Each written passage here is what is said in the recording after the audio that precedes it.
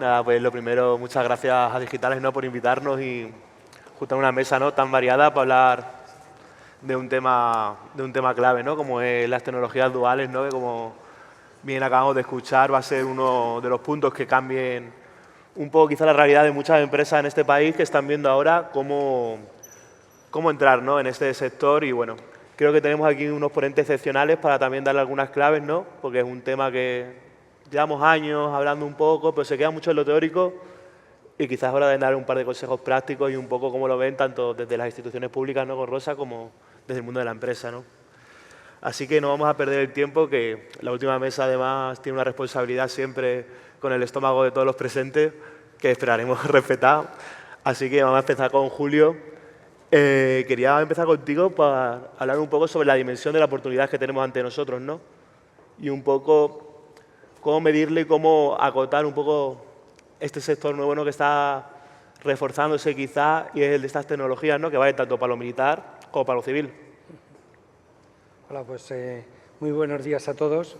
La verdad es que voy a intentar no repetir, intentar repetirme poco respecto a lo que ha dicho el general Millán, ¿no?, sobre la utilidad de las tecnologías cuánticas en el mundo civil y en el mundo de la defensa y de la seguridad, en el mundo militar.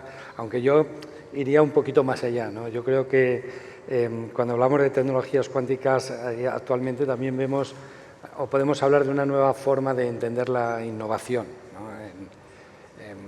No hace muchos años, alguna década, y el general lo ha mencionado, pues la innovación nos venía del mundo militar y desde ahí pasaba al mundo civil. Y tenemos ejemplos muy paradigmáticos como Internet, el GPS, etcétera, hay muchísimos.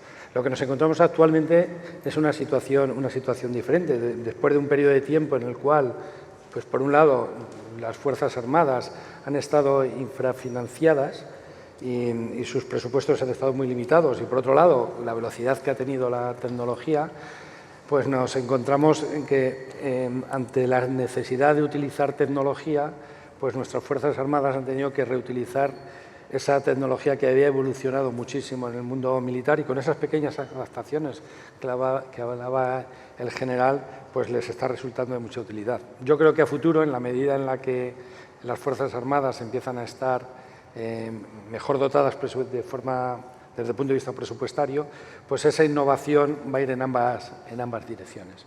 Pero lo que tenemos muy claro es que las tecnologías habilitadoras o las tecnologías que son más estratégicas actualmente, como la inteligencia artificial, el cloud, pues todas estas tecnologías, pues son tecnologías que se han desarrollado muchísimo en el mundo civil y que son imprescindibles en el mundo militar. Podemos hablar también de los drones. El propio general y luego seguro que Juan Carlos Cortés, como presidente de la Agencia Espacial Española, hablará de la dualidad en el mundo del espacio, y a todos nos vendrá, se nos viene a mente SpaceX o Starlink, ¿no?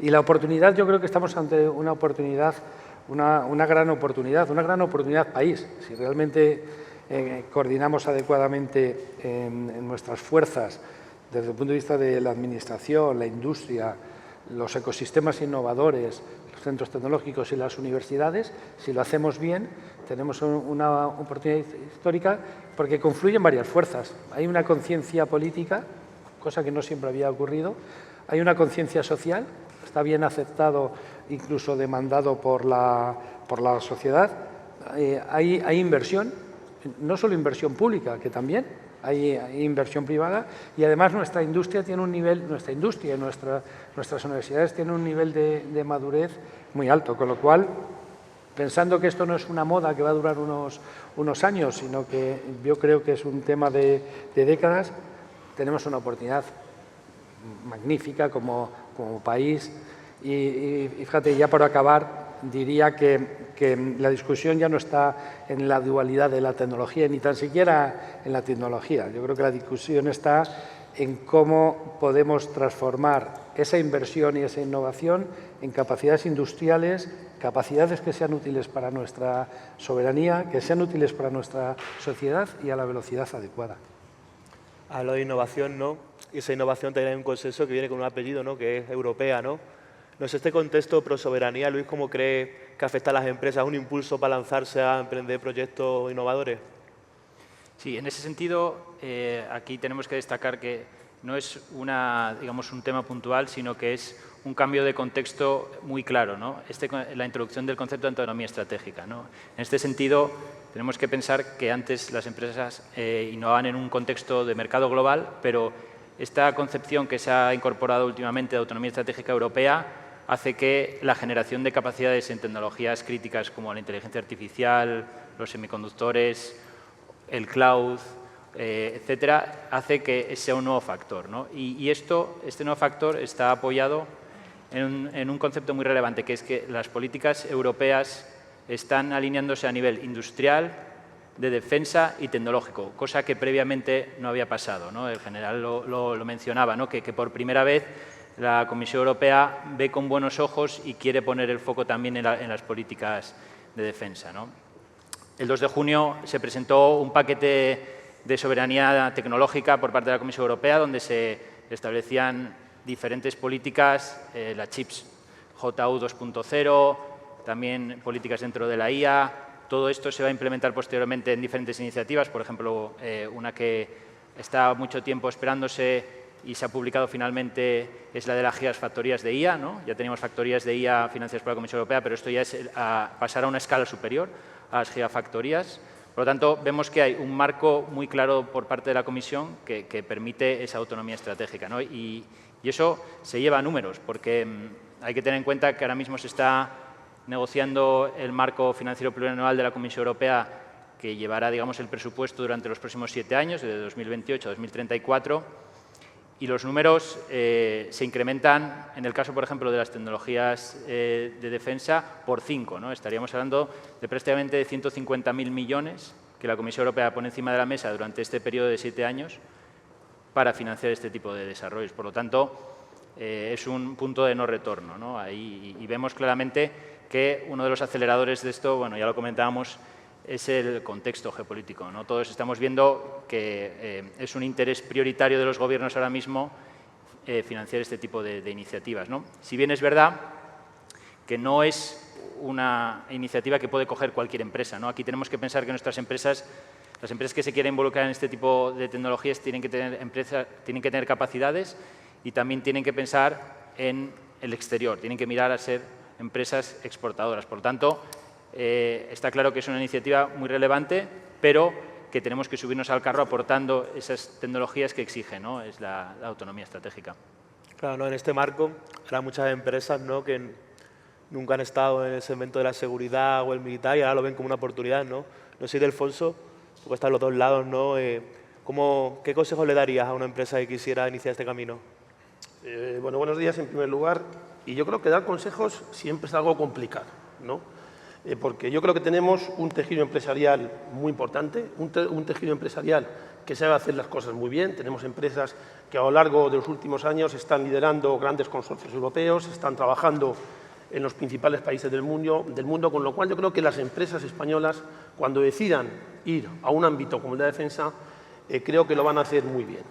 Pero por poner un poco el entorno en la situación que tenemos actual, yo llevo poco tiempo en NTT Data, como 4 meses, pero sí vengo, tras 15 años en la empresa pública de defensa, ISDEFE, los últimos 5, como gerente de innovación y transformación digital, y eso pues me ha hecho, de alguna manera, pulsar la situación pues, con empresas, con administraciones, con el propio Ministro de Defensa y también con universidades.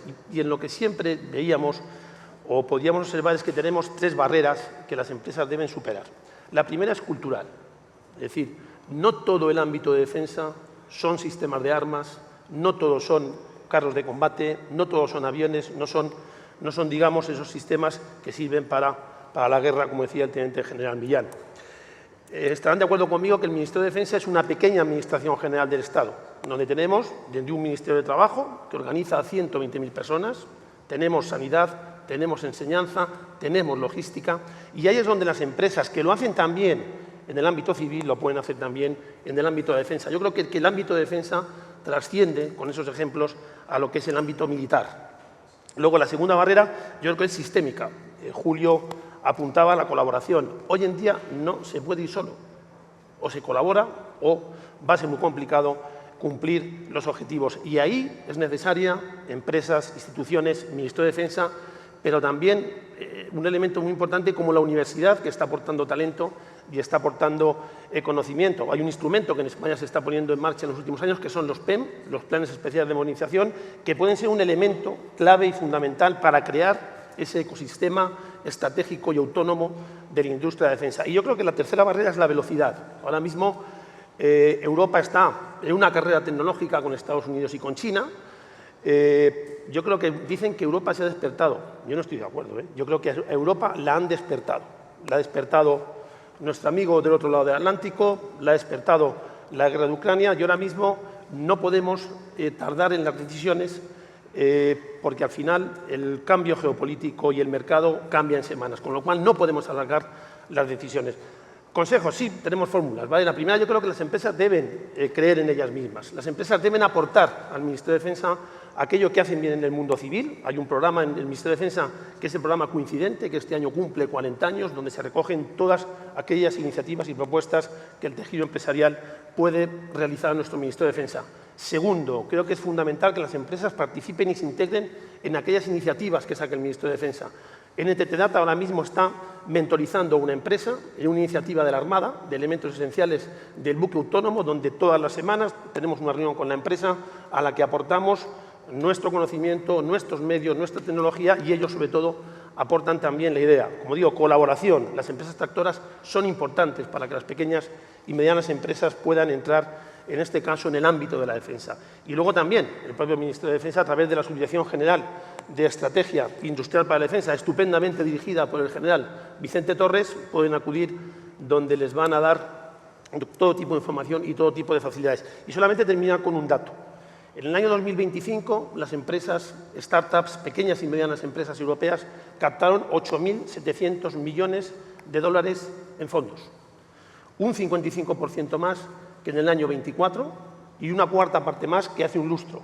Por lo tanto, yo creo que estamos en el buen camino. Sí, ¿no? Y ahí, bueno, este relato, ¿no?, de la empresa privada acercándose a lo público, está también la otra parte, ¿no?, de que es la parte pública, Rosa, un poco. Nosotros que además estáis especializados en un ámbito muy importante y muy relacionado con las telecomunicaciones, como es el espacial, ¿no? ¿Tú qué capacidades crees que ya tenemos en el que hay ejemplos muy buenos en España? Y sobre todo, que imagino que aquí en el público habrá algún interesado, ¿qué os falta? ¿Qué hay que desarrollar? Muchas gracias, José Manuel. Lo primero, muchas gracias a la organización por brindarnos la oportunidad de compartir lo que sabemos del sector y hablar un poco sobre el tema de la dualidad, que es crítico a raíz del cambio geopolítico que estamos sufriendo en los últimos años. Me gustaría, antes de de bajar a la arena, hacer un pequeño matiz en cuanto a la palabra dualidad, porque hasta ahora los que llevamos ya más de 15, 20 años trabajando en sectores muy relacionados con la defensa, como puede ser el espacio, la dualidad siempre se entendía como lo contrario. Era un desarrollo tecnológico normalmente militar que tenía posteriores usos civiles. En este caso está claro que vamos en sentido contrario completamente. Ahora casi cualquier tecnología, por no decir de base todas, son tecnologías duales. Cuando preparábamos esta mesa redonda os comenté un ejemplo de un satélite de observación de la Tierra, una misión completamente civil, de hecho propiciada por la Agencia Espacial Europea, que es la misión SMOS. Esta misión sirve para analizar la salinidad marina. Salinidad del suelo, marina, además, un componente muy civil. No había, en ningún momento nos planteamos que esto pudiera tener ningún componente militar ni ninguna aplicación posterior militar. Después de 16 años de misión, ahora tenemos un mapa en banda L que nos ofrece todas las zonas problemáticas en el globo terráqueo, que es impresionante. Entonces, lo que empezó como un programa civil ahora tiene unos componentes, digamos, difíciles de compartir, porque es información muy sensible, que nos hace ver lo fácil que es pasar del mundo civil al mundo de la defensa y el mundo gubernamental. Yo creo que cada vez está más instaurada en la sociedad la necesidad de seguridad y que para tener esa seguridad tenemos que tener los requisitos que eso conlleva desde las primeras fases. Afortunadamente estamos en un ecosistema que tanto los organismos públicos de investigación como las universidades cada vez están más involucrados. En lo que respecta al tema espacial, que es lo que sé algo más que del resto, España yo creo que puede sacar pecho. Nuestra Agencia Espacial Nacional está potenciándolo todo lo posible. Tenemos un tejido impresionante, tanto de grandes empresas dinamizadoras del sector como de pymes que están haciendo cosas muy punteras. Me preguntabas en concreto en dónde somos buenos. Pues yo creo que, por ejemplo, en el tema de navegación, todo lo relacionado con PNT, Galileo, los sistemas GNSS en general, somos un país puntero no solo a nivel europeo, a nivel mundial.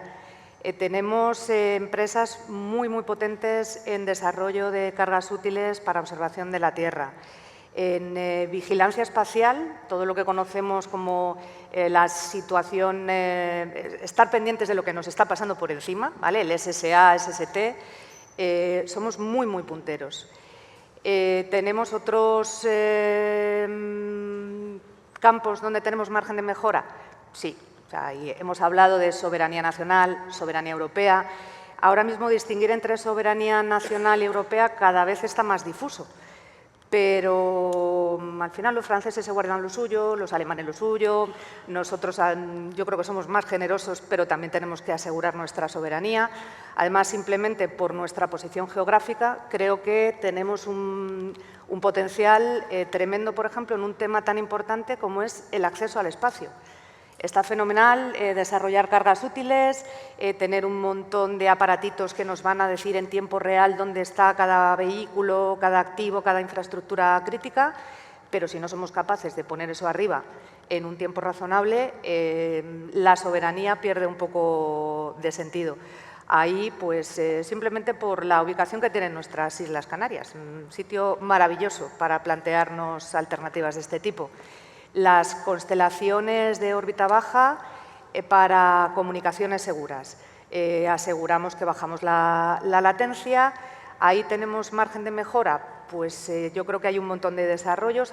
Se ha comentado, el general lo nombró, IRIS². Ahí España también tiene un papel importante y Spasat está liderando una de las capas de IRIS². Y por comentar algún otro tema en el que yo creo que podríamos impulsar y mejorar también, aunque suena un poco a Guerra de las Galaxias y futurible, es el tema de las operaciones en órbita. ¿Vale? Cada vez se está planteando más que habrá activos que tienen que estar, supongo casi todos habéis oído hablar del programa NEMO que lidera el mando espacial.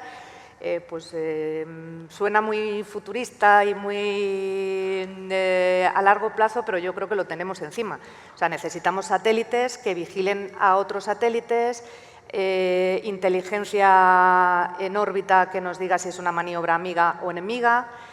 Yo creo que podemos sacar pecho, tenemos un tejido empresarial espacial de primer nivel y, bueno, por dar pinceladas, esas 3 áreas de mejora, acceso al espacio, constelaciones de comunicaciones de baja latencia y operaciones en órbita, yo creo que puede ser interesante. Y hablábamos antes, ¿no?, de ese despertar, ¿no? También hemos vivido otro despertar reciente en España, ¿no?, con el apagón del año pasado, ¿no? Justo hoy ha hecho anunció el ministro una medida aquí justo, ¿no?, relacionada con esto, y yo creo que hay una forma de reivindicar la importancia de la infraestructura y también la infraestructura digital, ¿no?, que sin ella quizá no se puede concebir la seguridad. Ana, no sé si vosotros de Vantage os veis valorados en ese sentido y qué rol creéis que podéis jugar también con este nuevo apuesta, ¿no? Sí, gracias por la pregunta. Y efectivamente, Vantage Towers es una empresa que gestiona emplazamientos de telecomunicaciones en 10 países en Europa y en España siendo uno de ellos.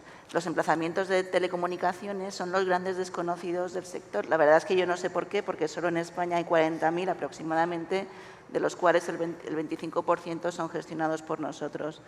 ¿Y qué son los emplazamientos de telecomunicaciones? Pues son las vías ferroviarias del tren o las carreteras de los coches.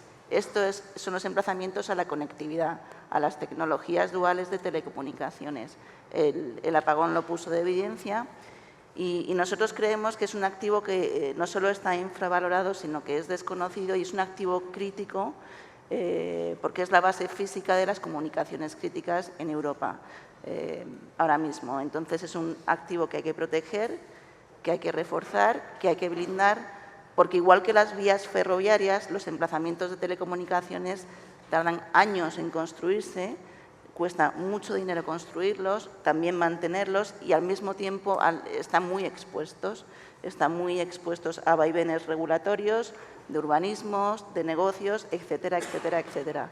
Nosotros sí que estamos viendo, particularmente desde el 2025, una demanda creciente, no solo de empresas privadas, sino también de organismos públicos y gubernamentales, para proteger y blindar los emplazamientos de telecomunicaciones.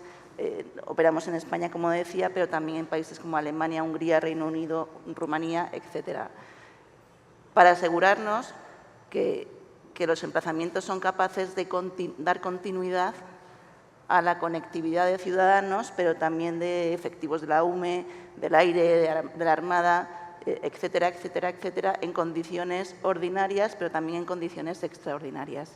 Y por eso creemos que son un activo crítico que no solo hay que valorar, sino que hay que proteger y que hay que blindar. Y bueno, estamos también en un mundo, ¿no?, que está yendo muy rápido, ya lo decía el general, y ahí no sé, Ildefonso, si tú crees que también la propia administración y las propias empresas tienen capacidad para ir a ese ritmo, o necesitamos acelerar, ¿no? Porque hablabas de que Europa la han despertado, y todavía está ahí un poco... Sí, como te he dicho antes, yo creo que estamos en el buen camino ahora mismo, pero la humanidad lleva a lo largo de su historia muchísimos cambios. Todos hemos oído hablar de la máquina de vapor, Internet, el telégrafo y demás, pero como bien dices ahora mismo, lo que está marcando el ritmo es la velocidad, ¿vale? Yo creo que la Administración se está subiendo al carro, el Ministerio de Defensa se está subiendo a ese carro, lo hemos visto con el Teniente General Millán, con Platín, con el tema de innovación, con la Subdirección General de Estrategia e Industria de la Defensa. O sea, están poniendo todos aquellos mecanismos para que las empresas, en este caso, puedan no perder, como digo yo, no perder el tren, en este caso, de los cambios y de la tecnología, ¿no? Pero yo creo que lo que realmente, y se dice en muchísimas jornadas, lo que realmente está caracterizando esta época y este cambio es la velocidad. Yo creo que es algo muy relevante con respecto a otros cambios. De hecho, en la presentación de la ETID, de la Estrategia de Tecnología, Industria, Defensa, la secretaria de Estado, Amparo Valcarce, y el Teniente General Iborra acuñaron una nueva palabra, que no es nueva, pero que nunca se había introducido en estos debates, que es la agilidad. Es decir, tenemos que combatir a esa velocidad siendo ágiles. Y los que hemos empezado a correr hace poquito lo sabemos. La frase no es mía, pero a mí la verdad es que la utilizo muchas veces porque me encantó. Es decir, estamos en una época donde tenemos que cambiarnos las zapatillas sin dejar de correr. Y esto es un reto bastante complicado, tanto para las empresas como en todos los niveles. Pero yo creo que las herramientas que tenemos ahora mismo para llegar a ese objetivo, para llegar a esa meta, yo concretamente pienso en dos. Una es la innovación. Es decir, yo creo que sin innovación las empresas pierden competitividad e incluso yo creo que esa pérdida de competitividad puede llegar a que la empresa pueda desaparecer. Es muy duro decirlo, pero es así. Yo tengo una niña de 16 años que me dice: papá, yo quiero trabajar en proyectos chulos, como dicen los jóvenes ahora, ¿no? La innovación nos da esos proyectos modernos, esos proyectos chulos que dice la gente joven y que nos retienen el talento en la empresa. Tenemos también un problema que podríamos dar muchas mesas redondas con el tema del talento. Yo creo que esos proyectos motivadores, como pueden ser los de la Agencia Espacial, los que hablaba de Rosa, del espacio, creo que son motivadores para los jóvenes. Por lo tanto, tenemos que tener en cuenta la innovación. Y segundo, propósito. En fin, las empresas tienen que tener propósito. Y ese propósito no debe ser solo el querer entrar en el mundo de la defensa para ganar dinero, que también las empresas estamos para ganar dinero. Yo cuando le digo a algún cliente que vengo a colaborar, me dicen: Ildefonso, vienes a ganar dinero, como todas, ¿no? Efectivamente, vamos a ganar dinero, pero creo que tienen que también tener ese propósito. Y ese propósito debe ser que con su ayuda, con su trabajo, con su actividad, van a contribuir a eso que ha dicho Rosa, que está demandando la sociedad, que es a la seguridad del país y a la seguridad, en este caso, de España, ¿no? Creo que estamos en el buen camino, como digo. Las administraciones se están poniendo las pilas. Un ejemplo muy gráfico, hablamos de tecnologías duales, es la declaración de la renta. Antes de estar el programa Padre, ahora la haces con el ordenador, sí o sí. O sea, con lo cual, la administración se están poniendo las pilas. Queda mucho por hacer, pero yo soy optimista y creo que la cosa irá mejor. Y en este mapa que estamos dibujando, Julio, ¿qué rol crees que pueden jugar las pymes? Bueno, yo creo que las pymes no es que puedan jugar un rol, es que deben jugar un rol muy importante.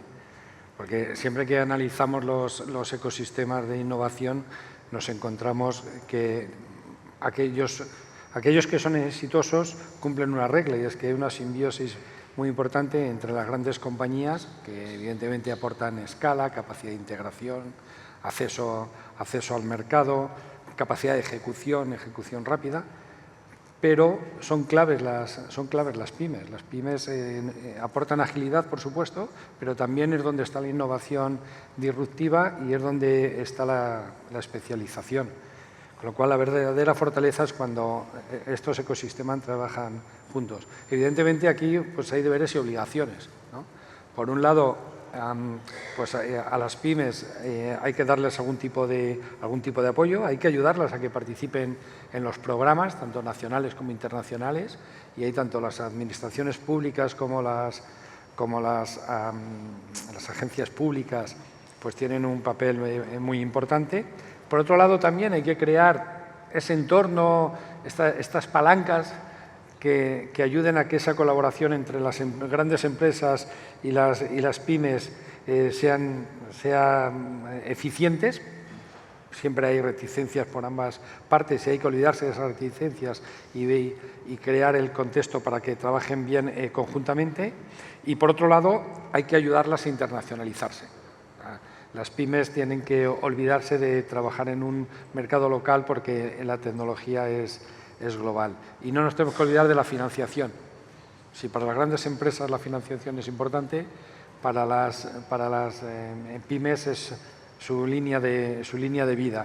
Y necesitan financiación pública, pero también crear un contexto para que les llegue la financiación privada. Con lo cual, por acabar, yo creo que las pymes tienen una gran oportunidad, pero también tienen deberes. Tienen que dejar de ser reactivas y bajar de las musas al teatro, ¿no? Y pasar de ser actores secundarios a ser coprotagonistas de las iniciativas y a ritmo adecuado. Y para todo esto, ¿no? Como decía antes Ildefonso, hace falta talento, ¿no, Ana? Que bueno, quizás estábamos en una época un poco que todo el rato era hace falta talento y demás, pero bueno, ahora con la guía también hay como muchas variables, ¿no? Que hay un debate muy grande sobre cuánto talento se necesita, cómo va a ser y si sigue siendo accesible para las empresas, ¿no?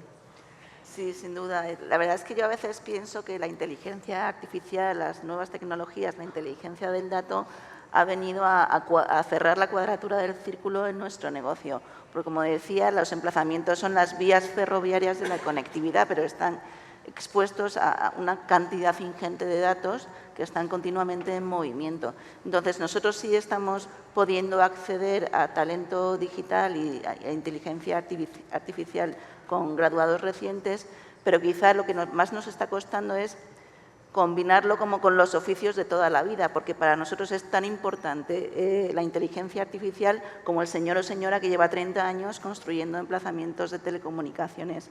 Por eso, para nosotros lo importante es poder integrar todos los oficios de los nuevos talentos con los talentos existentes y mantenerlos en el tiempo y combinar al mismo tiempo integrar una forma coordinada de trabajar, pues quizás entre distintas generaciones, distintas velocidades, y ese es el reto, integrar el nuevo talento con el talento existente, porque ambos dos son esenciales para poder desarrollar nuestra actividad tanto a presente como a futuro.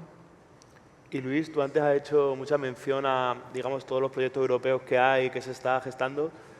¿Qué creéis vosotros que es necesario también desde la parte del Gobierno español? ¿Qué certeza hay que dar al ecosistema para materializar estas oportunidades? Pues sí que es verdad que en España tenemos fortalezas, que además las hemos ido comentando a lo largo de esta mañana. Hay una capacidad científica muy relevante, tenemos un marco legislativo a nivel nacional y europeo estable y también, digamos, tenemos empresas con capacidades. Pero sí que es verdad que esto todavía no nos permite competir a nivel global, ¿no? Todavía España necesita revisar principalmente 3 puntos, ¿no? El gasto en I+D es el primero de ellos. Hay que pensar que, y creo que lo comentaba el presidente de la COE, España está innovando, gastándose en I+D el 1,5% del PIB, cuando nuestros comparables de la OCDE, de las grandes economías, están por encima del 2, 2.2, ¿no? Ese es el primer trabajo que tiene que hacer la economía española. El segundo punto es la colaboración público-privada, ¿no? Que gestionemos un ecosistema donde hay esa transferencia de conocimiento desde lo que es la comunidad científica a las empresas y la administración, todo creando un círculo virtuoso, ¿no? Sí que tenemos iniciativas, pues por ejemplo CDTI ahora mismo ha sacado varios programas que financian tecnologías duales, comentaba Coincidente previamente por el Ministerio de Defensa, ¿no? Digamos, de esa manera hay un diálogo entre lo que son las administraciones y las empresas, de forma que se transmiten los requerimientos desde la administración a sus usuarios finales, ¿no? Pero sí que es verdad que todavía eso se puede mejorar, ¿no? Y un tercer punto que creo que también es relevante es escalar, ¿no? Que las empresas españolas crezcan y que puedan, digamos, mover desde la teoría a la práctica las soluciones que implementan, ¿no? Nosotros dentro de EY hemos trabajado haciendo un screening de lo que es el ecosistema de defensa en un informe que está publicado en nuestra web y que creo que es muy interesante, además que hemos colaborado con el Ministerio de Defensa y sí que es verdad que veíamos que, y esto bueno, fue en una conversación con un CEO de una de las compañías participantes, hablamos del ecosistema de defensa como un árbol, ¿no? Donde hay un tronco, que son 3 compañías tractoras o con mucho músculo y luego muchísimas empresas con poco músculo, pero muchas capacidades que, aunque sean pequeñas, sí que hace que sean necesarias, ¿no? Para que, digamos, ese árbol, pues oye, si no tienes las hojas, no puedes, digamos, de alguna manera plantear que todo ese ecosistema funcione, ¿no? Por lo tanto, esa capacidad de escalar las capacidades que tienen las compañías más pequeñas es, digamos, algo que echamos en falta, ¿no? Entonces, básicamente, la receta por terminar son 3 puntos, ¿no? Incremento de gasto en I+D, colaboración público-privada y, por último, esa capacidad de escala, ¿no? de crecimiento de las compañías más pequeñas, que son las que están más presentes en el ecosistema, ¿no? Y Rosa, a vuestro punto de vista también, ¿algunos deberes habrá que dejar también, ¿no?, al sector privado? Sí, por supuesto. A ver, de hecho, como comentaba en la intervención previa, tenemos un tejido industrial empresarial a nivel nacional en el sector espacio, que es al que me dedico, impresionante. Sí es cierto, y ahí estoy muy de acuerdo con Luis, que tenemos varios motores potentes que son los que tienen que dinamizar el resto del sector. Fundamental colaborar en sector espacio o en cualquier otro. Ahora mismo no podemos ir solos ni a nivel nacional ni a nivel europeo. O jugamos todos o esto no va a funcionar. Y luego sí también un poco el mensaje de priorizar. Hay mucho dinero nacional, dinero europeo, muchísimas ideas. Tenemos que ser conscientes del tamaño de nuestro país, de las capacidades, de las necesidades. Y yo creo que habría que apuntar a lo que realmente nos ofrece soberanía nacional, en qué podemos colaborar para la soberanía europea y apuntar el tiro, porque bueno, lo de que mucho abarca poco aprieta, yo creo que es fundamental ahora mismo que salgamos fortalecidos de esta situación y que nos asegure una estabilidad a largo plazo. Desafortunadamente hemos llegado a este punto porque lo que está pasando a nivel mundial últimamente no es lo que ninguno hubiéramos querido como situación ideal, pero bueno, haremos de la necesidad virtud y que aprovechemos esto para realmente fortalecernos y darnos cuenta de que la seguridad y la vida que nos gusta, salir a la calle sin problemas, que nuestros hijos vayan al cole y sepamos que van a volver, pues que todas estas cosas tienen un precio y tenemos que embeber todos esos requisitos desde que empezamos a diseñar sistemas. Muy bien, pues hemos sido muy disciplinados, nos queda hasta tiempo para hacer el segundo de oro, así que si quieres empezar tú, Juli, vamos así. Dale por una última intervención cortita. Bueno, pues a resolver esto en un minuto complicado se lo hago en 30 segundos. Yo creo que el desafío no es tecnológico, lo decía esta mañana el ministro, el talento existe en España con los datos que nos daba. Estamos viendo que la tecnología existe, la industria, empieza a llegar financiación, tanto público como privada, y existe una vocación política, social y estratégica para desarrollar la tecnología. Reto, lo hemos comentado aquí, velocidad, ambición y convertir esa innovación en capacidad industrial. ¿Y qué necesitamos? Rumbo. Decía un almirante no hace mucho tiempo que cuando el rumbo no está muy claro, todos los vientos parecen desfavorables. Entonces es muy importante marcar un rumbo claro, colaboración, la hemos comentado aquí, y capacidad de ejecución a escala, que también lo hemos comentado. Entonces, no sé, por acabar y aprovechando que estamos en un entorno tecnológico, diría que las pymes son el sistema operativo de la competitividad española, lo han sido siempre, y en el ámbito tecnológico es el sistema operativo que nos dará soberanía. Y muchas gracias a Digitales por incluir en su agenda las tecnologías duales como algo relevante. Perfecto. Luis. Muy bien. Por mi parte, simplemente decir que la tecnología dual ahora mismo está en el foco de cualquier plan estratégico de las compañías. Estamos identificando muchísimas iniciativas que enganchan con la autonomía estratégica, por tanto es un momento único, un cambio de paradigma total, y eso hace que las compañías estén poniendo estas tecnologías duales en el foco, ¿no? En este sentido, aprovechar todos los programas de financiación que están a disposición de las compañías, porque está que se espera un volumen muy relevante y que no había tenido parangón en otras épocas, y desde luego que pensemos que ahora mismo no es innovar por innovar, sino que es innovar con un foco estratégico y que además implica una mejora en la seguridad de todos nosotros, ¿no? Por lo tanto, pensemos que esto trasciende más allá de tecnología, sino que esto ya va más a un sentido de seguridad y de bienestar para todos, ¿no? Ana. Para nosotros, para poder asegurar la continuidad de las tecnologías duales de telecomunicaciones, pasa por proteger y reforzar los emplazamientos de telecomunicaciones, y este es nuestro compromiso y una de las prioridades para Vantage Towers, no solo en Europa, sino también en España. Yo, para terminar, decir que creo que pronto dejaremos de hablar de tecnologías duales. Yo creo que el ámbito civil, en este caso, poniendo un ejemplo, y el ámbito de la defensa se está fusionando y llegará a ser uno. El objetivo es innovar y colaborar y, como decimos también, o como dice el Ministro de Defensa, permanecer a la escucha para que no nos vuelvan a despertar. Rosa. Pues 3 palabras, porque ya vamos, ahora ya sí que nos hemos pasado de tiempo. Colaboración, o sea, fundamental, público-privada, grandes, pequeños, colaboración, y luego contar con la academia desde los primeros estadios de cualquier desarrollo.